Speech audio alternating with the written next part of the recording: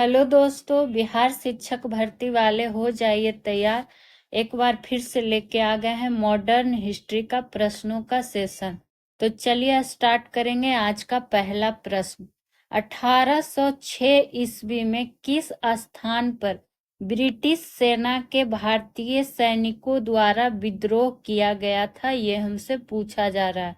Option देख लेते हैं। बैरकपुर, या फिर मेरठ, या फिर बेल्लोर, या फिर इनमें से एक से अधिक, या इनमें से कोई नहीं। तो जब भी बात आएगी 1806 की यहाँ पे, तो क्या हो जाएगा? बेल्लौर। ऑप्शन नंबर सी होगा इसका राइट आंसर। यानी कि बेल्लौर 10 जुलाई 1806 ईस्वी को हुआ था। ये चीज आपको ध्यान रखना है, पूछ सकता है एग्जैक्ट डेट भी। वहीं बात करें कि अगर पूछेगा इस विद्रोह का कारण क्या था, तो कारण ये था कि नवंबर 1805 में, कब? नवंबर 1805 में सैनिकों के लिए, किसके लिए? सैनिकों के लिए शुरू किया गया नया ड्रेस कोड। नया ड्रेस कोड क्या था? इस विद्रोह का कारण था। इस विद्रोह का कारण था। कई बार परीक्षा में इसका वर्ष ही पूछा गया था। कारण था लिख लीजिएगा, कारण था। ठीक है, ये तो बात हो गई। अब पूछेगा ये नया ड्रेस कोड ऐसा क्या था कि जिसकी वजह से ये विद्रोह हो गया।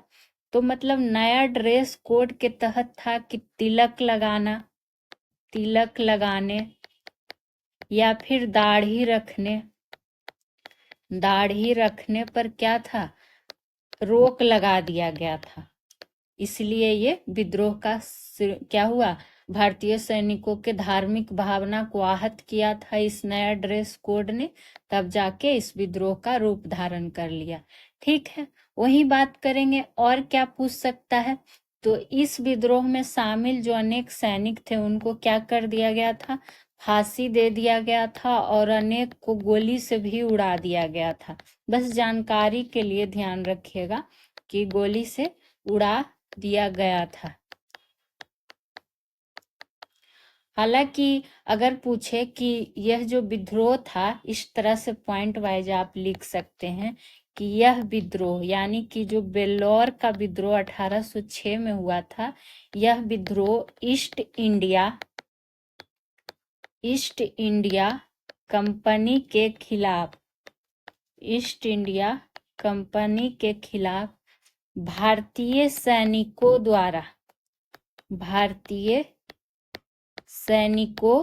द्वारा क्या था? बड़े पैमाने पर हिंसक विद्रोह का पहला उदाहरण था। तो इसलिए ये इम्पोर्टेंट हो जाता है कि हिंसक विद्रोह का क्या था? पहला उदाहरण था।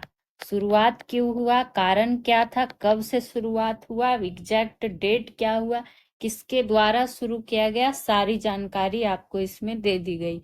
अब बढ़ते हैं आज के दूसरे प्रश्न की ओर। दूसरा प्रश्न हमारा आ चुका है कि वर्ष 1831 से 32 में छोटा नागपुर क्षेत्र में निम्न में से कौन सा विद्रोह हुआ था? फिर से ये भी विद्रोह कई बार एग्जाम में पूछा गया है। 1831-32 का छोटा नागपुर क्षेत्र में, तो ये जो विद्रोह हुआ था, ये हुआ था कोल विद्रोह। तो ऑप्शन नंबर ए हो जाएगा। इसका वर्ष क्या रहेगा? 1831 से 32। प्रभावित क्षेत्र क्या रहेगा? छोटा नागपुर क्षेत्र। यह बात हो गई। वहीं बात करें कि इसके प्रमुख नेता अगर आपसे पूछा भी जाता है, तो प्रमुख नेता में आप ध्यान रख लेंगे क्या? प्रमुख नेता में नाम ध्यान रखिएगा, बुद्धो भगत। नेतृत्वकर्ता जिनको कहा गया, बुद्धो भगत, जोआ भगत भी साथ में थे, और मदारा भगत। तो ये सब नाम शामिल थे, इसलिए इनको ध्यान रखिएगा। वहीं संथाल विद्रोह भी काफी इम्पोर्टेंट है, इसका वर्ष ध्यान रखिएगा, 1855 से 56। ठीक है, और इसके नेतृत्वकर्ता कौन थे? तो सिंधु एवं कान्हू। सिंधु एवं क्या कान्हू कई बार एग्जाम में रिपीटेड प्रश्नों में से एक है। अब रहा कौन, मुंडा विद्रोह, जो कि मुंडा विद्रोह, चलिए यहाँ पर लिख देते हैं कि मुंडा विद्रोह जो है घटना कब की थी, 1899 की, ठीक है। और अगर इसमें बात करें तो बिरसा मुंडा द्वारा, बिरसा मुंडा द्वारा। तो बिहार के किसी भी एग्जाम के लिए ये प्रश्न भी काफी महत्वपूर्ण है, तो आप इसको ध्यान रख लीजिएगा, नोट डाउन करते हुए चलिएगा। आगे की ओर बढ़ेंगे मॉडर्न हिस्ट्री के तीसरे सवाल की ओर। खेड़ा सत्याग्रह किस वर्ष हुआ था, ये हमसे पूछा जा रहा है। 1918 में, 1928 में, या फिर 1938 में, या इनमें से एक से अधिक, या इनमें से कोई नहीं। पांचों ऑप्शन के साथ प्रश्न लाया गया है। तो खेड़ा सत्याग्रह की जब बात आती है तो ये 1918 में, तो ऑप्शन नंबर ए होगा इसका राइट आंसर। कहाँ हुआ था, तो गुजरात के क्षेत्र में। ये आपको पता होगा कि गुजरात के खेड़ा सत्याग्रह में किसानों का सत्याग्रह था।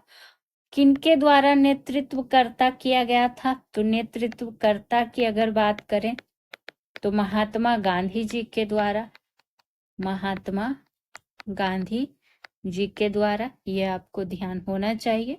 वहीं बात करें महात्मा गांधी जी के द्वारा तो किया ही गया था। इसमें साथ कौन लिए थे, तो ध्यान रख लीजिएगा, सरदार वल्लभ भाई पटेल। सरदार वल्लभ भाई पटेल भी सहयोगी के रूप में शामिल थे। और सरदार वल्लभ भाई पटेल के द्वारा अगर बात करें तो बारदोली सत्याग्रह, ध्यान रख लीजिएगा। कौन सा सत्याग्रह, बारदोली सत्याग्रह। और ये बारदोली सत्याग्रह कब हुआ था, तो 1928 में हुआ था। और इसी बारदोली सत्याग्रह में इनको सरदार की उपाधि प्रदान हुई थी, सरदार की उपाधि इनको दी गई थी। किसके द्वारा दी गई थी, तो बारदोली की महिलाओं द्वारा, बारदोली की महिलाएं के द्वारा। तो ये बात भी आपको पता होना चाहिए, कई बार बता भी चुके हैं। बढ़ेंगे आज के अगले प्रश्न की ओर। अगला प्रश्न हमारा आ चुका है, निम्न में से कौन सा तथ्य दादा भाई नौरोजी के संबंध में सही तथ्य है। तो आपको बेसिक जानकारी पता रहेगी तभी आप पता कर पाएंगे। देख लेते हैं क्या है। ऑप्शन पहला नंबर की अगर बात करें तो पहला नंबर में है कि जीवन काल 1825 से लेकर 1917 तक रहा। तो ये सही दिया हुआ है, यानी कि जन्म इनका कब हुआ था, दादा भाई नौरोजी जी का जन्म की अगर बात करें तो 1825 में हुआ था। कहाँ हुआ था, तो महाराष्ट्र में हुआ था। किस परिवार में हुआ था ये भी पूछा जाता है, तो ध्यान रखिएगा, पारसी परिवार में। किस परिवार में, तो पारसी परिवार में। तो ये सेंटेंस सही दिया हुआ था। तो देखिए यहाँ केवल 3 है, यहाँ केवल 4 है, तो अभी केवल 3 और केवल 4 तो कट हो जाएंगे। दूसरा अगर बात करें, ब्रिटिश संसद का सदस्य बनने वाला प्रथम भारतीय, ये तो आप लोग कई बार पढ़ भी चुके हैं, तो ये सही सेंटेंस दिया हुआ है, यानी कि 2 भी हो जाएगा सही। तीसरा की अगर हम बात करें तो भारतीय राष्ट्रीय कांग्रेस के कुल 3 बार अध्यक्ष ये बने थे। तो ये भी सही कथन दिया हुआ है। 3 बार ये कब कब बने थे ये भी ध्यान रख लीजिएगा। तो 3 बार ये बने थे, पहले 1886 में, फिर 1893 में, और फिर 1906 में। तो ये सेंटेंस भी सही था। चौथा की बात करें तो poverty and un British rule in India, इनकी एक पुस्तक का नाम है। तो ये सेंटेंस भी सही, यानी कि सारे सही दिए हुए थे, तो उपयुक्त में से एक से अधिक। और ये सब आपको डिटेल्स के साथ हम कई बार पढ़ा भी चुके हैं। तो इस प्रश्न पे अब ज्यादा टाइम नहीं देंगे और सीधे बढ़ेंगे अगले प्रश्न की ओर। इंडिया बीन्स फ्रीडम निम्न में से किसकी रचना है। तो ये मोस्ट रिपीटेड प्रश्नों में से एक फिर से आ गया है। तो इंडिया बीन्स फ्रीडम की बात करेंगे तो ये अबुल कलाम आजाद की रचना हो जाएगी। तो ऑप्शन नंबर सी होगा इसका राइट आंसर। अब देखिए और कुछ रचना इनका जान लेते हैं अबुल कलाम आजाद जी का, जो कि काफी लोगों को पता नहीं होगा। एक जो बार बार पूछा गया है ये सबको पता होगा, क्या? अल हिलाल पत्रिका। अगर पूछ ले कि अल हिलाल पत्रिका के संपादक कौन थे, तब भी हो जाएंगे अबुल कलाम आजाद। ये आप लोग को पता भी होगा। लेकिन जो नहीं पता होगा अगर उसकी बात करें तो ध्यान रख लीजिएगा। जैसे रचनाएं की बात आई है तो कुछ रचनाएं और हैं जो पूछ सकता है। जैसे गुबार ए खातिर, क्या हो जाएगा? गुबार ए खातिर। वही बात करें और क्या पूछ लिया जाता है? तकारीर, तकारीर। ये सब सारी इनकी ही रचनाएं हैं। उन्मूलन किताब, बताइए कितने लोगों को ये सब सारी चीजें पता होंगी? उन्मूलन किताब हो गया, या फिर निगारत ए आजाद, निगारत ए आजाद। ये सब सारी रचनाएं मौलाना अबुल कलाम आजाद जी के। अब आपको यहाँ पर डॉक्टर राजेंद्र प्रसाद जी का एक पुस्तक का नाम बताना है जो आपको कई बार पढ़ा चुके हैं। आगे की ओर बढ़ेंगे 6ठे नंबर प्रश्न पे। चंपारण एग्रियन समिति के अध्यक्ष निम्न में से कौन थे? ऑप्शन ए है महात्मा गांधी, एफजी सलाई, डीजे रीड, या फिर एक से अधिक, या कोई नहीं। तो यहाँ अध्यक्ष पूछा जा रहा है, ये न कि चंपारण देखें और सीधे महात्मा गांधी टिक कर दिए। तो जब एग्रियन समिति के अध्यक्ष की बात आएगी तो एफजी सलाई नाम ध्यान रखिएगा। कौन सलाई? तो एफजी सलाई। ठीक है। वहीं अगर आपसे पूछ ले कि चंपारण एग्रियन समिति जो थी, क्या पूछ सकता है इसका गठन कब हुआ था? तो गठन ध्यान रखिएगा 10 जून 1917 को किया गया था। ये बात हो गई, तो ये आपको बस ध्यान रख लेना है। वहीं बात करें और क्या जान सकते हैं, एक डेट और यहाँ पर जान सकते हैं कि 6 अक्टूबर 1917 को क्या हुआ था कि चंपारण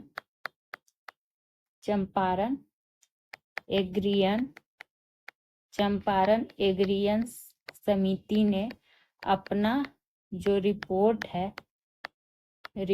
जो है ये कब सौंपा था, ये डेट भी पूछा जाता है।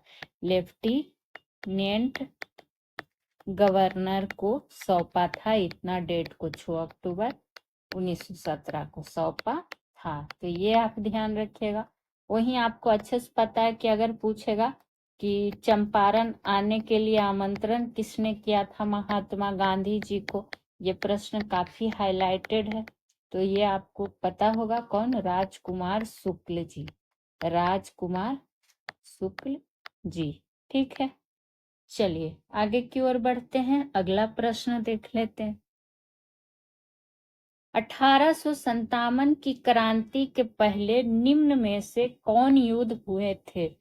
यानी 1857 की क्रांति से पहले का आपको क्या करना है? बताना है कि कौन युद्ध हुए थे। तो पहले तो आपको जानकारी होनी चाहिए। तो प्रथम आंग्ल अफगान युद्ध जो ये दिया हुआ है, तो ये कब हुआ था? तो ये हुआ था 1839 से 42 के बीच। ठीक है, और हमसे पहले ही पूछा गया है 1857 की क्रांति के पहले। आगे की ओर देख लेते हैं, द्वितीय क्या है? आंग्ल अफगान युद्ध। तो द्वितीय आंग्ल अफगान युद्ध हुआ था 1878 से 80 के बीच। तो ये तो कट हो गया, ये नहीं होगा क्योंकि पहले का पूछा जा रहा है। ठीक है, आगे की बात करेंगे तो तृतीय आंग्ल अफगान युद्ध। ऐसे सेंटेंस वाले क्वेश्चन आपको मिलान के रूप में ही पूछ दिया जाता है। तो तृतीय आंग्ल अफगान युद्ध की बात आएगी तो 1919, जब 1919 देखिए जालियांवाला बाग कांड भी हुआ, काफी इम्पोर्टेंट वाला ये वर्ष है। फिर रॉलेट एक्ट भी है, रॉलेट एक्ट भी है, तो इसको जरूर ध्यान रखिएगा। तो ये भी नहीं होगा क्योंकि 1919 हो गया। वही बात करेंगे प्रथम आंग्ल सिख युद्ध का। तो प्रथम आंग्ल सिख युद्ध की जब बात आएगी तो 1848 से प्रथम आंग्ल सिख युद्ध की अगर बात आएगी तो 1845 से 46 के बीच हुआ था प्रथम आंग्ल सिख युद्ध। तो ये भी हो जाएगा। क्योंकि पहले का पूछा जा रहा है, ठीक है। तो पहला हो गया, चौथा हो गया, ठीक है। वही बात करें, और क्या पूछा जा रहा है, द्वितीय आंग्ल सिख युद्ध। तो ये हुआ था द्वितीय आंग्ल सिख युद्ध। अगर हम बात करें तो ये हुआ था 1848 से 49 के बीच। तो इसमें तो देखिए ऑप्शन ऐसा नहीं दिया है, लेकिन हाँ है जी, ऑप्शन है। मुझे लगा यहाँ पे ऑप्शन नहीं है, तो हमें यही तो देखना था कि कौन कौन युद्ध पहले हुआ है। तो इसमें कौन हो जाएगा, पहला हो जाएगा, चौथा हो जाएगा और पांचवा हो जाएगा। तो ऑप्शन नंबर बी हो जाएगा इसका राइट आंसर, ठीक है। यहाँ पर सॉरी, एक पॉइंट यहाँ पर बस ये ऐड कर लीजिएगा कि कभी आपसे ये पूछ दे कि प्रथम आंग्ल अफगान युद्ध का तो समय जान ही गए। युद्ध के समय गवर्नर अगर आपसे पूछ दे तो ध्यान रखिएगा जनरल लॉर्ड ऑकलैंड। ऑकलैंड, क्योंकि पहला हर चीज का इम्पोर्टेंट होता है, तो इसलिए आपको बता रहे हैं, ठीक है।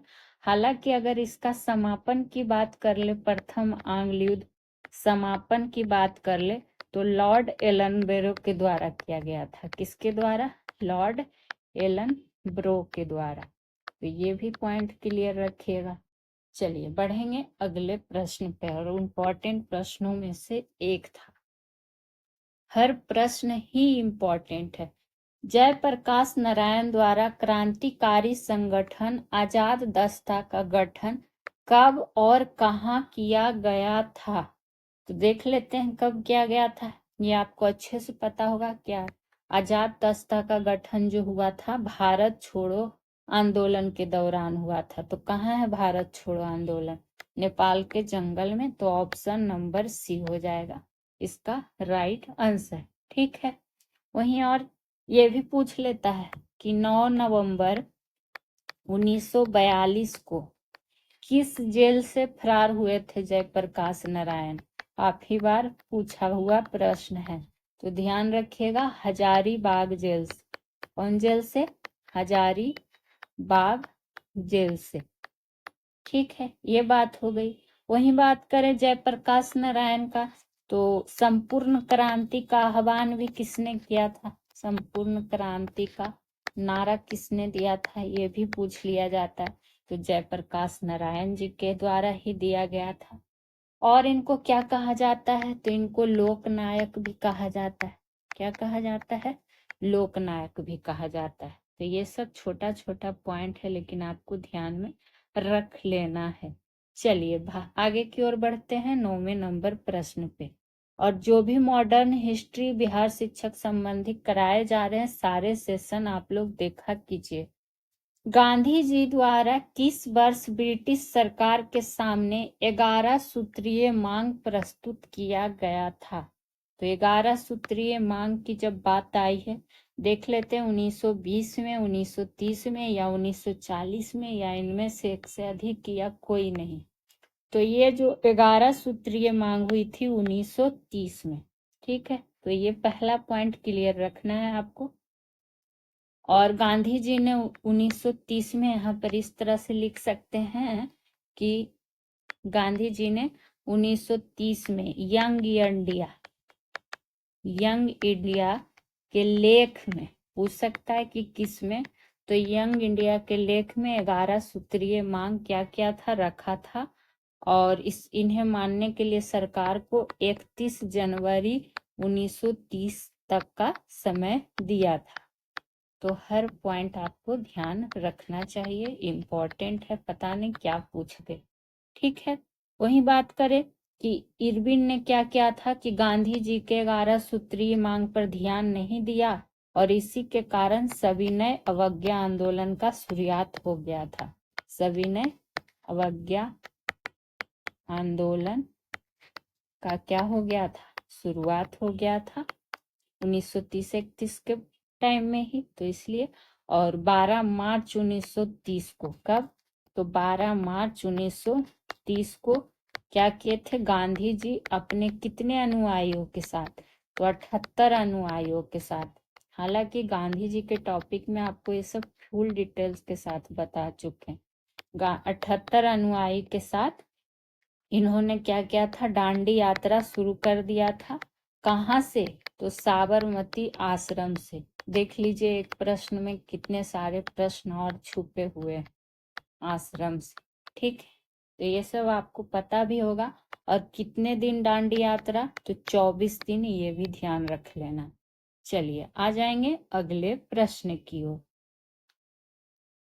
और आगे बढ़ने से पहले आप लोग से रिक्वेस्ट रहेगा कि अगर आपको वीडियो पसंद आए तो please solution by PJ channel को सब्सक्राइब कर लीजिएगा। वीडियो को ज़्यादा से ज़्यादा लोगों तक शेयर लाइक करते रहिए। और सभी विषय का क्लास जो है आपको एनसीईआरटी आधारित प्रश्न दिए जा रहे हैं, बिल्कुल डिटेल्स के साथ, जैसा कि आप देख ही रहे हैं।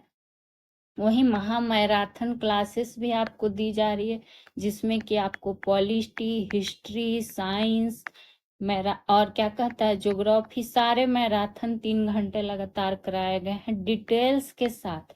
और ऐसे प्रश्न जीके जीएस का होता है जो आपको देखिएगा एग्जाम में दिखेगा प्रश्न यहाँ से। तो आप लोग ज्यादा से ज्यादा लोग जुड़िए। अच्छा लगे वीडियो तो एक कमेंट जरूर किया कीजिए। बिहार शिक्षक भर्ती वाले स्पेशली मैराथन क्लास तो जरूर देखा कीजिए। अब इसी के साथ अगले प्रश्न की ओर बढ़ेंगे। 10वां नंबर प्रश्न हमारा आ चुका है।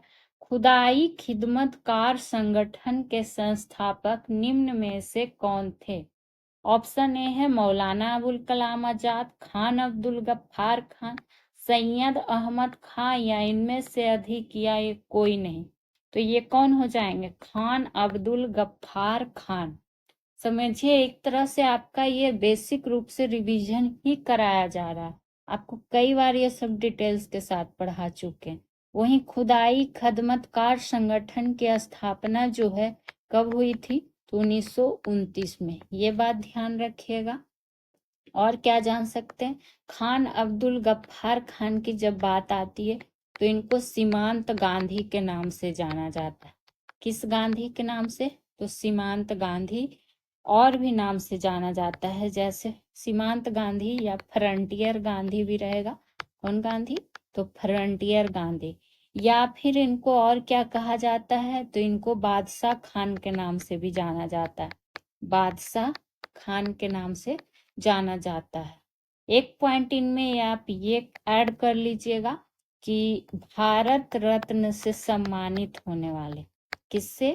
भारत रत्न से सम्मानित होने वाले प्रथम विदेशी क्या हो जाएंगे?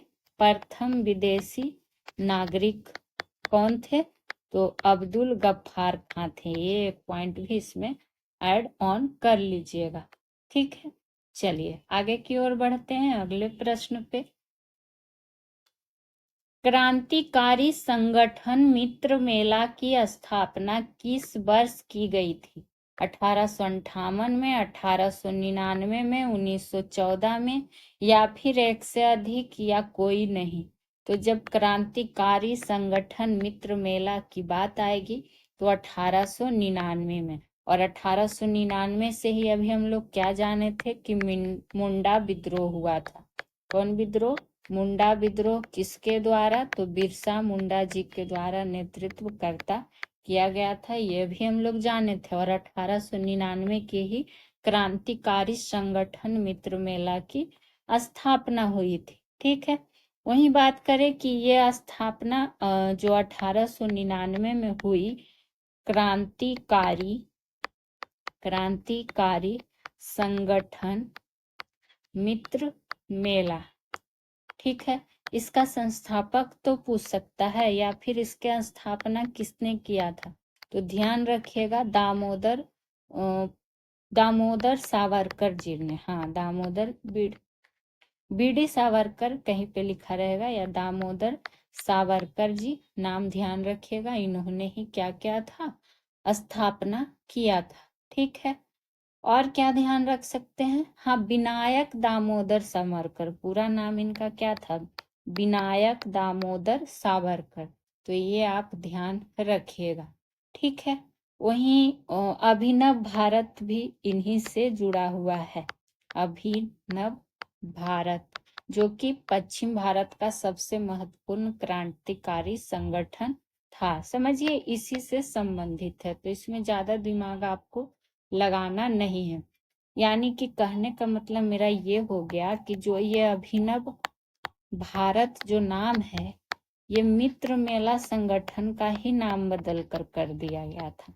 मित्र मेला संगठन का नाम बदल कर दिया गया था। पूछेगा नाम कब बदल दिया गया था, तो इसमें पूछा जाता है 1904 में। चलिए बढ़ेंगे अगले प्रश्न की ओर। एक एक प्रश्न इम्पोर्टेंट है, एक एक बिंदु इम्पोर्टेंट है, और मॉडर्न हिस्ट्री काफी इम्पोर्टेंट होता ही है हर एग्जाम के लिए। मुस्लिम लीग द्वारा कब मुक्ति दिवस कब मनाया गया था, ये तो बिहार टीचर के एग्जाम में पूछा भी जा चुका है। 22 सितंबर 1938 को, या 23 अक्टूबर 1939 को, या 22 दिसंबर 1939 को, या फिर एक से अधिक, या इनमें से कोई नहीं। तो ध्यान रखिएगा ये डेट 22 दिसंबर 1939 को क्या मनाया गया था, मुक्ति दिवस। किसके द्वारा, तो मुस्लिम लीग के द्वारा। ठीक है, ये क्यों मनाया गया था, क्योंकि कांग्रेस, कारण भी कभी कभी सेंटेंस में दिया रहेगा, तो कांग्रेस मंत्रिमंडलों के त्याग पत्र देने की घटना से खुश होकर मुस्लिम लीग द्वारा क्या मनाया गया, 22 दिसंबर 1939 को मुक्ति दिवस मनाया गया था। तो ये आपसे हो सके पूछ दे कारण, तो ध्यान रखिएगा। ठीक है, और क्या जान सकते हैं। और अगर रही बात बाकी मुस्लिम लीग की स्थापना कब हुई थी, कहाँ हुई थी, इसके क्या थे, ये सब सारा इतना बार आपको बता चुके हैं कि कितना लिखिएगा एक ही चीज को। आप लोग खुद भी कुछ मेहनत किया कीजिए। ठीक है, बस आप लोग से रिक्वेस्ट रहेगा कि एक कमेंट तो जरूर किया कीजिए। चलिए आगे की ओर बढ़ें, जो कि होगा 13वां नंबर प्रश्न। ब्रिटिश कालीन भारत के किस अधिनियम में दास प्रथा को समाप्त करने के लिए क्या पूछा गया है, प्रावधान उपलब्ध कराया गया था, किस अधिनियम में। तो ये जो कराया गया था, ध्यान रखिएगा, चार्टर अधिनियम 1833 में ही। तो ऑप्शन नंबर ए हो जाएगा इसका राइट आंसर। ठीक है, ये बात हो गई। वही बात करें कि भारतीय दासता अधिनियम, दास प्रथा की जब बात आई है, तो ध्यान रखिएगा कि भारतीय दासता अधिनियम 1843 में क्या हुआ था, पारित हुआ था। और इस टाइम अगर पूछ देगा कि गवर्नर जनरल कौन था, तो लॉर्ड एलन बरो। ठीक है, ये पॉइंट आपको ध्यान रखना चाहिए, क्योंकि जो लॉर्ड एलन बरो का काल था 1842 से 44 तक था, तो 1843 बीच में आ गया। और 1843 में ही क्या हुआ था, सिंध का विलय किया गया था। ये भी कई बार प्रश्न बन जाता है कि सिंध का विलय वाला वर्ष क्या है, तो 1843 किसके शासन काल में, तो लॉर्ड एलन ब्रो के शासन काल में। हालांकि जब पूछे कि सिंध विलय का श्रेय किसको जाएगा, अगर श्रेय पूछ देगा तो नाम ध्यान रखिएगा, चार्ल्स नेपियर। बीपीएससी के पीटी में ये प्रश्न पूछा भी जा चुका है, तो शिक्षक भर्ती में भी आपको दिख सकता है। चलिए आगे की ओर बढ़ जाते हैं 14वें नंबर पे। 1937 के प्रांतीय चुनाव से प्रांतों में मंत्री परिषद का क्या हुआ, गठन हुआ एवं प्रधानमंत्री बनाए गए। इस क्रम में चक्रवर्ती राजगोपालाचारी किस प्रांत के प्रधानमंत्री बनाए गए थे, ये हमसे पूछा जा रहा है। ठीक है, तो इसमें अगर बात आती है तो ऑप्शन नंबर सी हो जाएगा, मद्रास प्रांत के बनाए गए थे। तो अगर बात रही ये तो आपको ध्यान रहेगा ही रहेगा। और क्या ध्यान रख सकते हैं कि 1937 में 11 ब्रिटिश भारत के प्रांतों के क्या थे, प्रधानमंत्री कौन कहाँ के थे, ये भी आपको ध्यान रख लेना है। जैसे में कि ये तो मद्रास का हम जान गए, ठीक। अगर बिहार का पूछ ले तो बिहार का ध्यान रखिएगा, श्री कृष्ण सिंह, श्री कृष्ण सिंह। वहीं अगर आपसे पूछ ले, जो मेन आपसे पूछ सकता है, जैसे कि बम्बई का अगर आपसे पूछ ले तो बीजी खरे, बीजी खरे, ठीक है। संयुक्त प्रांत का भी पूछ सकता है, तो संयुक्त प्रांत का ध्यान रखिएगा, गोविंद बल्लभ पंत, गोविंद बल्लभ पंत। और किसका ध्यान रख सकते हैं, बंगाल का ध्यान रख लीजिएगा, फजलुल हक। हो सकता है मिलान करने के रूप में पूछ दे, तो ध्यान होना चाहिए। मध्य प्रांत का क्या कहता है, और किसका, हाँ जान गए, बीजी खरे। अगर आपसे पूछ दे सिंध का, तो ध्यान रख लीजिएगा, अल्लाह बख्श। एक जगह नोट डाउन कर लिया कीजिए, अल्लाह बख्श। चलिए आगे की ओर बढ़ते हैं 15 नंबर प्रश्न की ओर। युगांतर पत्र निम्न में से किसके द्वारा बंगाल से प्रकाशित किया जाता था, बंगाल से पूछा गया युगांतर पत्र के बारे में। तो ध्यान रखिएगा, ये बारिंद्र कुमार घोष, तो ऑप्शन नंबर ए ही है इसका राइट आंसर, यानी कि इनके द्वारा ही प्रकाशित किया गया था बंगाल से। और बारिंद्र कुमार घोष जी ने 1906 में कलकत्ता से शुरू किया था, कलकत्ता से शुरू करने वाले थे। अब पूछिएगा ये युगांतर पत्र की अगर बात आई है, तो युगांतर पत्र जो था ये क्या था, क्रांतिकारी विचारधारा वाला, क्रांतिकारी विचारधारा वाला समाचार पत्र था, समाचार पत्र था। तो ये आप ध्यान रख ले सकते हैं, क्या पता आपसे पूछ दे। हाँ, यहाँ पर एक नाम आया है वीरेंद्र नाथ चट्टोपाध्याय, तो इनसे आप ये ध्यान रख सकते हैं कि बर्लिन से, कहाँ से, तो बर्लिन से तलवार पत्र, बताइए तलवार नाम का भी पत्र, तलवार पत्र क्या हुआ था प्रकाशित किया जाता था, प्रकाशित किया जाता था। और तारकनाथ दास जी की जब बात आई है, ऑप्शन नंबर सी में जो है, तो इनके द्वारा फ्री हिंदुस्तान पत्र, फ्री हिंदुस्तान पत्र प्रकाशित किया जाता था। तो तीनों को आपको बता दिया गया, तो नोट डाउन एक जगह कर लिया कीजिए। आगे की ओर बढ़ेंगे। सुगौली की संधि निम्न में से किस युद्ध की समाप्ति हुई थी, यानी कहने का मतलब है कि इसकी सुगौली की संधि से कौन सा युद्ध समाप्त हो गया था। तो देख लेते हैं, पहले जानिए कि सुगौली की संधि की बात जब आई है तो सुगौली की संधि हुई कब थी। तो सुगौली की संधि की जब बात आएगी तो 1816 में, ये एक पॉइंट हो गया। अगर बात करें तो ये जो हुआ था आंग्ल नेपाली युद्ध, ऑप्शन नंबर सी, जो कि 1814 से 16 की बात है, और यही इसकी समाप्ति हुई थी इसी युद्ध के संधि के तहत। सुगौली के संधि के तहत आंग्ल नेपाली युद्ध की क्या हो गई थी, समाप्ति हो गई थी, ठीक है। तो ये आप बस ध्यान रख सकते हैं।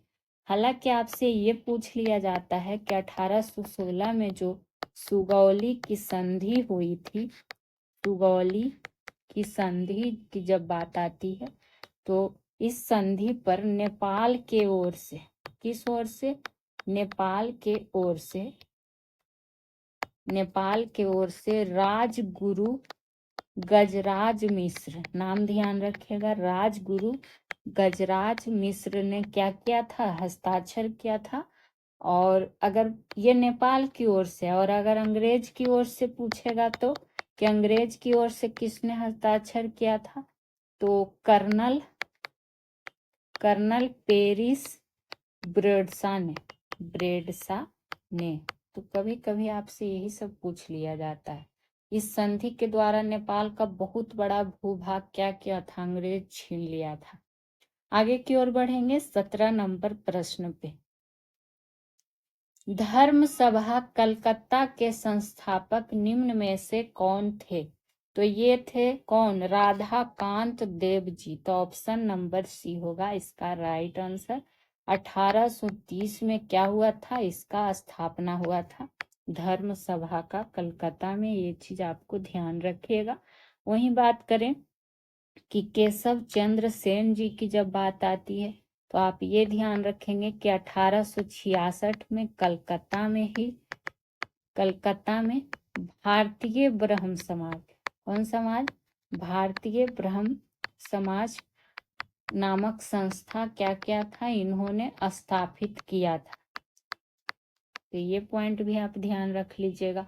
हालांकि अगर आपसे पूछ देगा कि क्या कहता है ब्रह्म सभा की स्थापना किसने की थी, एक शब्द से आंसर ही चेंज हो जाता है। तो ये 1828 में किसने किया था? राजा राम मोहन राय ने। राजा राम मोहन राय ने। तो आपको ये ध्यान देना है कि प्रश्न आपसे क्या पूछा जा रहा है, ठीक है। वहीं 1839 में, बी ऑप्शन से लिख देते हैं, देवेंद्र नाथ टैगोर के सामने कि 1839 में तत्वबोधिनी सभा, कौन सभा? तत्वबोधिनी सभा का स्थापना इनके द्वारा कलकत्ता में ही किया गया था। एक प्रश्न तो पूछता ही है कि किसने किसका स्थापना किया था। चलिए आगे की ओर बढ़ेंगे 18वें नंबर प्रश्न पे। वर्ष 1939 में सुभाष चंद्र बोस द्वारा कांग्रेस के अध्यक्ष पद से इस्तीफा देने के बाद कांग्रेस का अध्यक्ष निम्न में से किसे बनाया गया था? सारे प्रश्न जो हैं बीपीएससी टीआरई 1, 2, 3 ये सब पूछे जा चुके हैं, लेकिन इससे जो बिंदु और आपको बताए जा रहे हैं वो आगे आपको टीआरई 4 में दिखेंगे। तो इसको जरूर ध्यान से पढ़िएगा, सुनिएगा। तो इसका जो राइट आंसर हो जाएगा डॉक्टर राजेंद्र प्रसाद, यानी कि ऑप्शन नंबर सी। क्या है प्रश्न? ध्यान रखना है 1939 में किनके द्वारा? तो सुभाष चंद्र बोस द्वारा। उसके इस्तीफा दिए तब कौन बने थे? डॉक्टर राजेंद्र प्रसाद जी। हालांकि ये भी पूछा जाता है कि त्रिपुरा अधिवेशन, त्रिपुरी कांग्रेस में किसको पराजित करके ये बने थे अध्यक्ष सुभाष चंद्र बोस। तो सुभाष चंद्र बोस जो है इन्होंने किसको पराजित किया था? नाम ध्यान रखिएगा, पट्टाभी सीतारमैया को। ये काफी बार पूछा जा चुका है, आगे भी आपसे पूछ सकता है। पराजित करके अध्यक्ष बने थे, ठीक है। ये बात हो गई, तो ये आप ध्यान रख लीजिएगा, ठीक है। और क्या पूछ सकता है? ऑप्शन ए है मौलाना अबुल कलाम आजाद जी की जब बात आई है तो ये 1946 तक, 1940 से लेकर 1946 तक क्या क्या था? इन्होंने कांग्रेस के अध्यक्ष रहे थे, कांग्रेस के अध्यक्ष बने रहे थे मौलाना अबुल कलाम आजाद जी। तो ये आप ध्यान रख सकते हैं रामगढ़ अधिवेशन से। कौन अधिवेशन से? तो रामगढ़ अधिवेशन से। मैराथन क्लास जरूर देखा कीजिए। फिर से आ गया है आप लोग के लिए, बस चैनल की जानकारी होगी इसमें कि सॉल्यूशन बाय पीजे हमारा चैनल है, उसको प्लीज सब्सक्राइब कर लीजिएगा, बेल आइकन पे क्लिक भी कर लीजिएगा। वीडियो अच्छी लगे तो शेयर कर दीजिए, वीडियो को लाइक कर दीजिए, एक प्यारा सा कमेंट कर दीजिए कि वीडियो कैसी लगती है, क्वेश्चन का लेवल आपको कैसा लगता है। और आपको हर सप्ताह एक महामैराथन क्लासेस भी दी जा रही है। सारे जीके जीएस के प्लेलिस्ट बने हुए हैं, तो टीआरई 4 वाले जो भी अभ्यर्थी हैं और साथ ही कोई भी बिहार के प्रतियोगी परीक्षा की तैयारी करते हैं वो इस चैनल से जुड़ सकते हैं। एनसीईआरटी पर ही आधारित आपको सारे प्रश्न कराए जा रहे हैं डिटेल के साथ। पीडीएफ के लिए आप टेलीग्राम ग्रुप से जुड़ सकते हैं। तो बस आप लोग से सपोर्ट की आशा रहेगी, बाकी आप लोग मन से पढ़िए, आपको अच्छे इंपॉर्टेंट प्रश्न ही कराए जा रहे हैं। 19वें नंबर की बात करेंगे। डलहौजी ने अपनी राज्य हड़प नीति के तहत झांसी के राज्य का विलय किस वर्ष किया गया था? तो ये हुआ था 1853 में। ऑप्शन नंबर सी हो गया इसका राइट आंसर। ठीक है, उसी तरह ये आपको पता होगा कि राज्य हड़प नीति जो है डलहौजी की ही क्या थी, इसी की नीति थी। तो 1848 में इसने सतारा को, ये काफी बार मिलान करने के रूप में पूछ लिया जाता है। और जैत संबलपुर का पूछेगा तो 1850 में संबलपुर, ये ध्यान रखिएगा। और क्या पूछ सकता है, 1852 ध्यान रख सकते हैं, उदयपुर। 1853 में झांसी को, जो कि हम जान ही चुके हैं प्रश्न में। 1854 में नागपुर को, और 1855 में करौली को। करौली को क्या किया था, ब्रिटिश राज्य क्षेत्र में मिला लिया था। तो हो सके आपसे ये पूछ के ना इन सब का पूछ दे, तो आपको हर किसी का क्या होना चाहिए, पता होना चाहिए। चलिए आगे की ओर बढ़ते हैं। किस गवर्नर जनरल को भारत में प्रेस का मुक्तिदाता कहा जाता है? तो ये जो कहा जाता है चार्ल्स मेटकॉफ को। ऑप्शन नंबर बी हो गया, काफी बार पूछा हुआ प्रश्न। अगर चार्ल्स मेटकॉफ के कार्यकाल की हम बात कर लें तो ध्यान रख सकते हैं 1835 से 1836 तक ही रहा था। ठीक है, और ये काफी बार पूछा गया, यही पूछा ही गया है इसके बारे में। अब बात करें, अगर आपसे पूछ दे कि प्रेस की जब बात आई है कि भारत में समाचार पत्र का जनक किसको जाना जाता है, भारत में समाचार पत्र का जनक पूछेगा तो नाम ध्यान रख सकते हैं J.A. हिक्की, यानी जेम्स अगस्टस हिक्की। ठीक है, और क्या पूछ सकता है, अगर पूछे कि भारतीय समाचार पत्र का जनक, देखिए एक शब्द से कितना आंसर ही चेंज हो जाता है। जब भारतीय समाचार पत्र का जनक पूछे तो राजा राम मोहन राय, कौन हो जाएंगे, राजा राम मोहन राय। ठीक है, तो ये आप ध्यान रखिएगा। वहीं एक पॉइंट आप ये ध्यान रख सकते हैं कि भारत का प्रथम समाचार पत्र, प्रथम समाचार पत्र कौन था, तो बंगाल गजट। क्या हो जाएगा, बंगाल गजट। तो एक एक बिंदु आपको नोट डाउन करना है। आ गया है आज के सेशन का लास्ट प्रश्न। बिहार और बंगाल में अस्थाई बंदोबस्ती की शुरुआत कब हुई थी? तो ये हुई थी 1793 में। ऑप्शन नंबर ए हो जाएगा इसका राइट आंसर। अब ये भी पूछा जाता है कि अस्थाई बंदोबस्त का जनक कौन था, तो ध्यान रखिएगा लॉर्ड कॉर्नवालिस। लॉर्ड कॉर्नवालिस, इसी के कार्यकाल में क्या किया गया था, अस्थाई बंदोबस्त का शुरुआत किया गया था। ठीक है, अगर वही और क्या, मतलब इसको जनक किस लिए बोल रहे हैं, चूंकि ये लागू किया था, स्थायी बंदोबस्त को लागू 1793 में लॉर्ड कॉर्नवालिस ने ही किया था, और कई बार ये पूछा भी गया है। ठीक है, अस्थाई बंदोबस्त के अंतर्गत जमीन के मालिक जो हैं, जमीन के मालिक जो है वो किसको माना जाता था, तो जमींदार को माना जाता था, जमींदार को माना जाता था। और जमींदार को बात करें तो जमींदार को भू राजस्व के मतलब इस तरह से लिख सकते हैं कि भू राजस्व वसूली के एवज में 11% धनराशि दिया जाता था। 11% धनराशि दिया जाता था। तो ये सब ध्यान रखिएगा। वहीं आप यहाँ पर एक पॉइंट ये जान सकते हैं, पूछ सकता है कि महालबाड़ी व्यवस्था, महालबाड़ी व्यवस्था का जनक पूछेगा तो जब इसका पूछेगा तो Holt Mackenzie, Holt Mackenzie. Option में यही तीनों चारों आपको दिखेंगे कंफ्यूजन करने के लिए। वहीं रैयत बाड़ी व्यवस्था पूछे तो रैयत बाड़ी व्यवस्था के जनक तब या किसने शुरुआत किया था, तो sir Thomas Munro, sir Thomas Munro. तो आज के मॉडर्न हिस्ट्री सेशन में इतना ही। Solution by PJ channel subscribe जरूर कर लीजिएगा, एक कमेंट कर दीजिएगा, लाइक शेयर हो सके तो पक्का करिएगा। आपसे उम्मीद रहेगा फिर मिलेंगे नेक्स्ट वीडियो में। Thank you.